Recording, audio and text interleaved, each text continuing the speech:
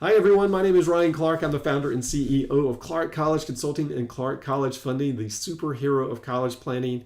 I'm the author of 2 wonderful college planning books, an Amazon bestseller, and I've worked with over 1,000 families over the last decade, helping them select, apply, and get into their dream schools for less than they ever dreamed possible. And today I wanted to talk to you about how do you build your college list and how do you measure your chances of getting admitted into those schools. It's really, really important when you're building your college list. Well, the first 2 things that we want to look at are things that are more measurable, they're a little bit more objective, and that is your GPA and your standardized test scores. Now, there's less measurable things you can look at that colleges are going to consider, but we're not really going to take those in consideration right now. And those are the rigor of your high school classes, your resume, meaning your activities, your work, your experiences, your contribution to your community, your love of learning. They like to say your life experiences. All those are important, but it's really hard to measure those in terms of building your college list, and more importantly, you're knowing your chances of getting admitted into those schools. So let's start with using the measurable factors, your GPA and your standardized test scores.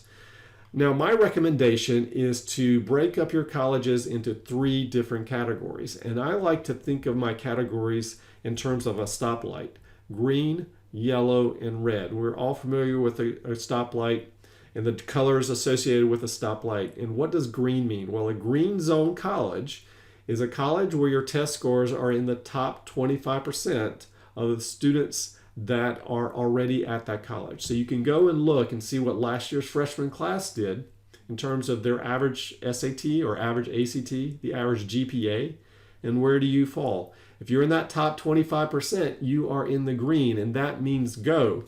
And if those colleges have an acceptance rate from 60 to 100%, again, you are in the green. That means you are probably going to get accepted, and more than likely you're going to get merit aid. You might get offered to go to the honors program inside the college as well. Next, we have the yellow zone. What is the yellow zone? Well, that means you're in the 50 percentile range. You're right in the middle. You're like every other student that goes to that college, and that's good and bad, right? It's good because you're like everyone else. It's bad, well, you really don't stand out because you're like everyone else. And you also want to look at the acceptance rate. If the acceptance rate is 20 to 60%, you're in the yellow zone, and that's good. These are your target colleges. This is where the majority of your colleges on your college list should be. These are ones you'll probably get accepted at as well. Not guaranteed, but you have a great chance. And then last but not least, we have the red zone. What is red zone? That means stop. And so you've got to be very cautious with the red zone.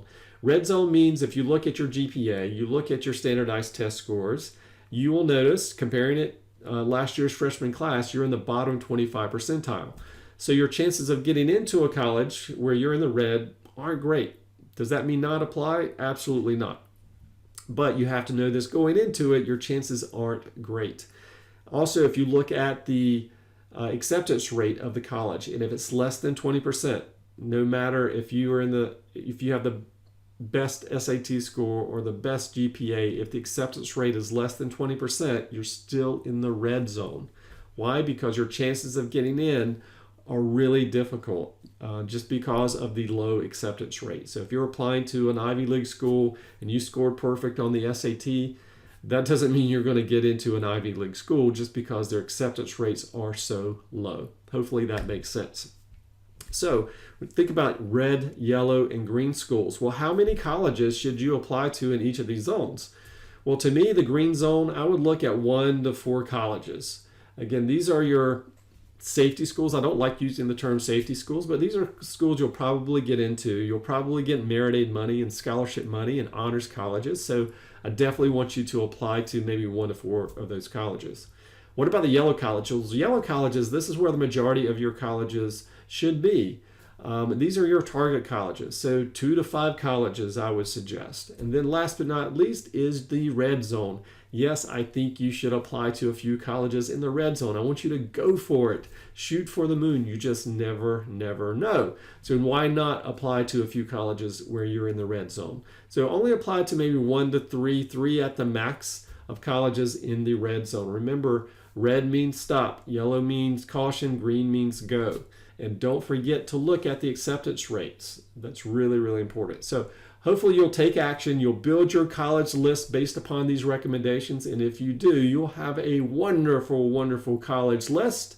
And this is going to save you a lot of time and a lot of money and a lot of frustration. And you'll know your chances of getting into these colleges ahead of time. And so you can prepare yourself accordingly as well. Well, I hope you enjoyed this information. If you did, do me a favor, like this video.